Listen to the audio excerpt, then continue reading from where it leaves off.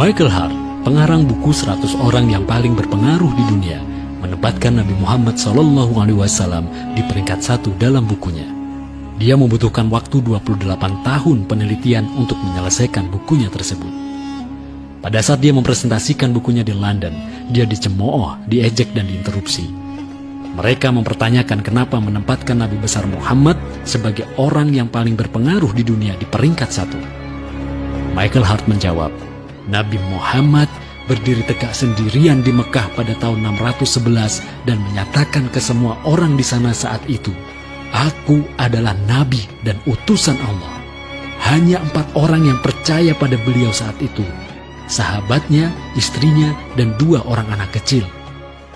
Tapi lihatlah sekarang, setelah lebih dari 1400 tahun, pengikut beliau, umat muslim di seluruh dunia sudah mencapai lebih dari 1 miliar orang dan akan terus bertambah. Jadi Nabi Muhammad jelaslah bukan pembohong, karena kebohongan tidak akan pernah bertahan setelah lebih dari 1400 tahun. Dan Anda tidak akan pernah mampu membohongi 1 miliar manusia. Cobalah renungkan, setelah semua yang terjadi selama ini, ratusan juta umat muslim ini tidak pernah ragu untuk mengorbankan jiwa raga mereka jika ada yang coba menodai nama baik Nabi mereka yang tercinta tersebut. Setelah itu, yang ada hanya keheningan yang mencekam dan lama di auditorium tersebut.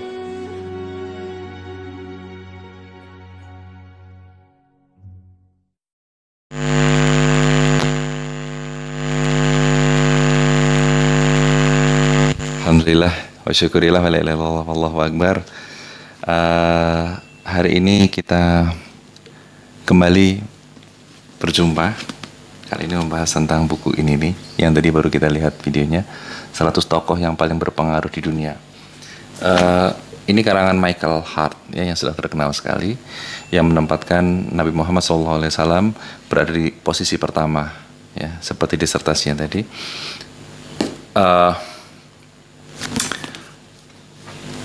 Beliau ini menulis buku ini bukan sembarangan, tetapi banyak sekali kritik yang masuk dari beliau, ya. Dan Hart sendiri juga non-muslim, ya.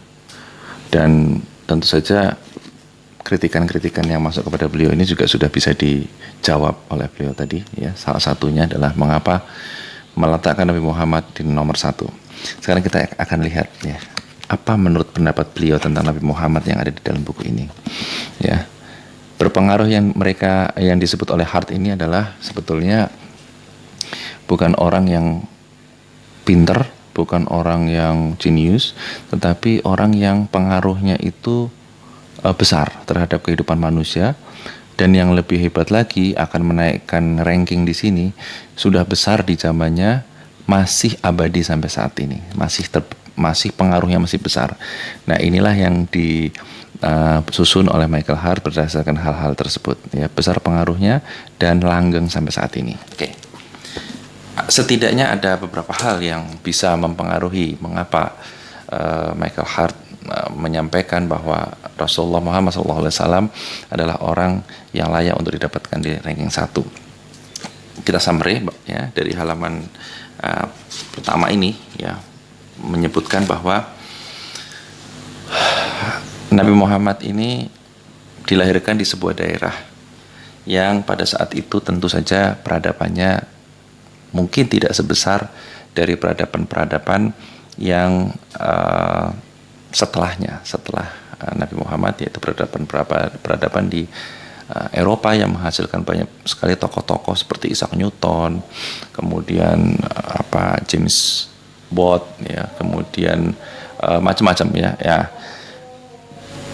Ternyata rata-rata yang menduduki 100 tokoh di sini yang paling berpengaruh di dunia ini adalah rata-rata ditempati oleh orang-orang yang memang hidup atau dilahirkan di dalam pusat-pusat peradaban atau pusat-pusat politik yang terkenal. Sedangkan Nabi Muhammad menurut Hart adalah dilahirkan di Mekah yang saat itu sangat tandus dan bahkan orang-orangnya masih banyak menyembah berhala, ya, sehingga di sini menjadikan Michael Hart lebih terenyuh lagi ketika ada orang yang memang benar-benar dari nol, dari zero, beliau tidak memiliki tools apapun untuk membuat percobaan dan lain sebagainya, tetapi ternyata beliau bisa menjadi tokoh ya yang disegani baik secara agama maupun secara dunia, dan pengaruhnya ada sampai saat ini. Ya, bagaimana Nabi Muhammad bisa seperti itu di tengah peradaban yang waktu itu disebut oleh Michael Hart tidak semaju peradaban-peradaban di mana para penemu-penemu yang ada di dalam buku-buku ini selanjutnya. Itu yang pertama. Jadi dari lahirnya sudah berada di kondisi yang sebetulnya tidak memungkinkan untuk menjadikan atau melahirkan orang besar. Yang kedua, menurut Michael Hart, terkait dengan penaklukan Islam atau negara-negara yang banyak memeluk agama Islam. Rata-rata negara yang dijajah, rata-rata negara-negara yang ditaklukkan oleh Islam itu dengan ikhlas penduduknya berduyun-duyun memeluk agama Islam.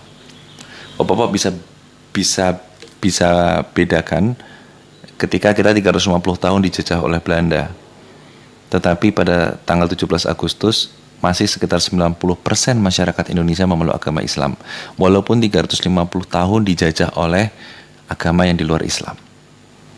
Sedangkan Rasulullah Nabi Muhammad SAW ketika memberikan penaklukan dengan cara damai dan lain sebagainya, maka penduduknya berduyun-duyun memeluk agama Islam.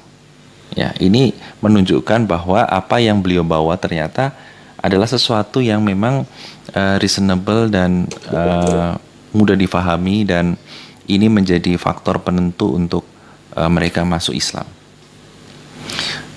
Ya, dari sifat penaklukan Islam tersebut, negaranya itu yang dikuasai oleh Islam baik itu zaman Nabi Muhammad maupun para sahabat itu besar, mulai dari Mesir, bahkan Spanyol, ya, dari Spanyol kemudian ke Mesir, kemudian Maroko dan lain sebagainya di utara ini ya, di utara Afrika sampai ke Arab Saudi sendiri otomatis, dan bahkan sampai di Iran ya, dan yang terbesar sekarang ada di Indonesia ya. Kalau di sini beliau sampai menunjukkan daerahnya nih. Yang hitam itu adalah daerah yang dikuasai oleh Islam ya. Yang ini adalah dari Spanyol, terus ada Maroko, Mesir ya, dan lain sebagainya sampai ke Arab Saudi otomatis. Di sini juga ada Irak, Iran ya, dan ini sangat sangat luas sekali. Ya. Dan menurut Michael Hart belum ada imperium yang sebesar ini. Meski saat ini kekuasaan tersebut sebagian juga sudah diambil lagi oleh orang-orang non-Islam, seperti di Spanyol diambil oleh Nasrani kembali, tetapi tidak banyak yang berubah dengan ketika awal Islam dulu ya. Karena apa? Maroko dan Mesir sampai saat ini masih Islam di pantai utara Afrika. Hanya Spanyol aja yang diambil gitu ya. Bahkan sampai Irak, Iran dan sebagainya itu masih Islam. Ini mirip sebenarnya penaklukan besar-besaran ini yang pernah dilakukan oleh Mongolia. Tetapi apa yang kita lihat bahwa kekuasaan Mongolia tidak langgeng. Inilah yang tidak menjadikan Genghis Khan itu lebih tinggi dari Nabi Muhammad. Karena menurut Michael Hart, pengaruhnya besar dan langgeng itulah yang menjadi nomor satu. Dan Nabi Muhammad SAW ternyata membuktikan itu. Nah, menurut Michael Hart, sampai saat ini negara-negara yang sudah berislam pun jarang ada yang mau keluar dari situ, keluar dari Islam. Ya. Nah, sehingga kekuasaan Arab itu relatif langgeng. Kalau ada ke Mesir ada orang Arab, ke Maroko ada orang Arab, Irak, Iran, Indonesia bahkan ada orang Arab. Bahkan tahun 1400 Wali Songo itu adalah kumpulan dari orang-orang Yaman yang dikirimkan ke Indonesia. Ya, sehingga banyak orang Arab di Indonesia. Ya, jadi pertama adalah terkait lahirnya Nabi Muhammad, dan yang kedua terkait dengan penaklukan Islam, dan yang ketiga terkait dengan Nabi Muhammad sebagai pemimpin agama dan pemimpin dunia. Ya, inilah yang meletakkan Nabi Muhammad menurut Michael Hart berada di atas Yesus. Karena ada beberapa hal. Yang pertama, Nabi Muhammad lebih memainkan peran dibanding Yesus. Ini menurut Michael Hart. dalam hal penyebaran agama. Karena peran penyebaran agama oleh Nasrani diambil oleh Santo Paulus. Ya. Saya nggak begitu tahu, tapi Michael Hart mengatakan begitu. Yang termasuk menulis sebagian besar isi dari Perjanjian Baru, Santo Paulus. Sedangkan Nabi Muhammad menerima Quran yang ditulis oleh sahabat langsung lewat lisan Rasulullah, ya, yang sebelumnya dihafal oleh para sahabat, ya, sehingga bukan penulisan tersebut bukan atas majority satu orang, Santo Paulus, karena dalam penulisan Islam, di dalam penulisan Quran itu diikuti oleh semua sahabat, justru diikuti oleh semua sahabat, dan masing-masing sahabat yang hafal harus menyetorkan dua catatannya. Satu ayat harus menyetorkan, harus dua orang yang memiliki catatan, dan harus dua orang yang menjadi saksi, yang hafalannya sama. Berarti itu baru bisa menjadi Quran. Sehingga secara otentifikasinya beliau menyebut bahwa Quran ini akan lebih dekat dengan Rasulullah Muhammad SAW, karena ini benar-benar ditulis oleh sahabat dari apa yang disampaikan Nabi Muhammad saat itu. Yang ketiga, ya, jadi yang pertama, Nabi Muhammad lebih memerankan peran langsung di dalam dakwah. Yang kedua, Nabi Muhammad menerima Quran langsung dan menyampaikannya kepada sahabat untuk ditulis. Yang ketiga adalah pengaruh Nabi Muhammad di dalam Islam mungkin lebih besar, ya, daripada pengaruh Yesus ditambah Santo Paulus, ya, di combine dalam Nasrani. Ini menurut Michael Hart, ya. Sehingga pengaruh Muhammad di dalam Islam mungkin lebih besar bagi umat Islam dibanding persekutuan antara Yesus dan Santo Paulus di dalam Nasrani sendiri. Ya, saya kurang tahu karena beliau yang orang Nasraninya, ya, Michael Hart, ya. Kemudian yang keempat,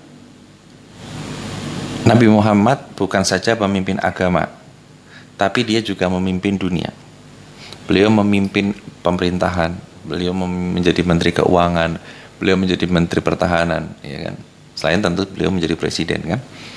Jadi beliau memegang peranan yang bukan saja dalam sisi rohani, tetapi beliau juga memegang peranan dari sisi ukhrawi, ya. Bukan saja ukhrawi, tapi juga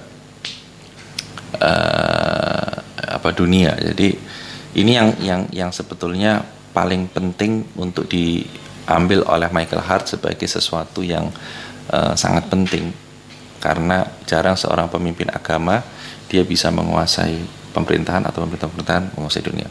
Sehingga ini pelajaran bagi kita umat muslim, bahwa apapun profesi Anda jangan tinggalkan dakwah. Karena Nabi Muhammad, bahkan orang semacam Michael Hart bisa mengatakan bahwa luar biasanya Muhammad, dia bisa menjadi tokoh agama, tetapi beliau juga menjadi tokoh profesi, ya. Gitu, ya. Kemudian yang kelima, Al-Quran ternyata dijaga di dalam bahasa Arab di dalam Islam, ya, sehingga Al-Quran menjadi kitab yang benar-benar sentralistis, ya, sehingga mencegah terjadinya pencampuran dialek-dialek yang akhirnya akan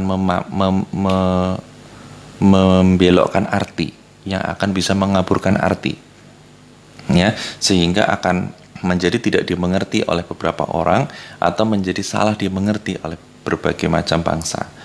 Sehingga jika ini terjadi, maka Islam bisa berpecah di 14 abad setelah Rasulullah wafat.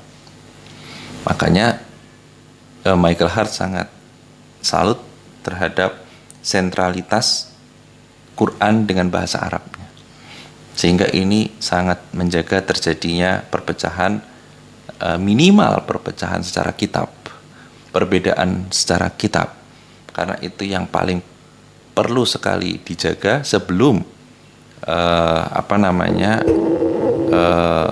yang lain. Karena dalam kitab itulah di mana di situ ada hukum, di mana di situ ada akidah, di situ ada fikih dan lain sebagainya. Itu yang disebut sebagai Michael Hart, mengapa beliau sangat mengagumi Nabi Muhammad SAW. Insya Allah di penghujung Zulhijjah dan kita akan masuk ke bulan Muharram, bulan Hijrah. Ini adalah salah satu kado kita ya bagi Nabi Muhammad SAW. Mari kita bersalawat, Allahumma sholli ala Muhammad wa ala ali Muhammad. Insya Allah kita akan menjadi umat-umatnya yang bisa meneruskan beliau, meneruskan apa yang beliau dakwahkan, ya, dan tetap memegang dunia di tangan, jangan di hati, tetapi menjadikan Quran dan Sunnah menjadi the way of life kita. Terima kasih. Jazakallahu khairan katsiran. Assalamualaikum warahmatullahi wabarakatuh.